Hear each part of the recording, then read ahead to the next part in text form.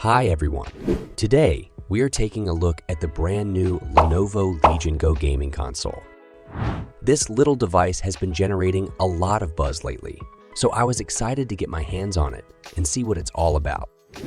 Before we begin, don't forget to like, share, and subscribe to this channel for more informational videos like this. And be sure to watch this video to the end. Without further ado, let's get started.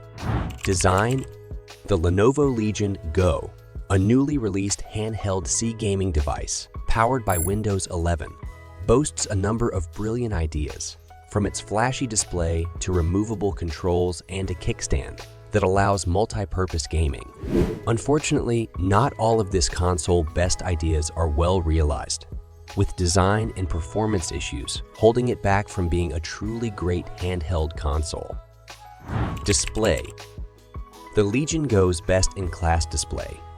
The handheld boasts an 8.8-inch, 1610Q HD, plus IPS display with impressive specs. It's a 1600p screen and has a 144Hz refresh rate. Onboard tools give players room to dial that down to either 1200p or 800p and take the refresh rate down to 60 Hz if need be. It's a big, bright, colorful display that goes above and beyond for a handheld like this. Features: the package is rounded out by some standard features. Bluetooth 5.1 support up to 1 TB of storage, a micro SD card reader, a headphone jack, 2 USB 4 ports, and sizable vents on the top and back. It even comes with a handy storage case with a built-in charging slot. It's a device that primarily shines in tabletop mode. Controls: the Legion Go's biggest creative swings come from its approach to controls. At first glance, they seem standard. It's anchored by 2 sturdy Hall effect joysticks, seemingly high, quality face buttons, and responsive triggers.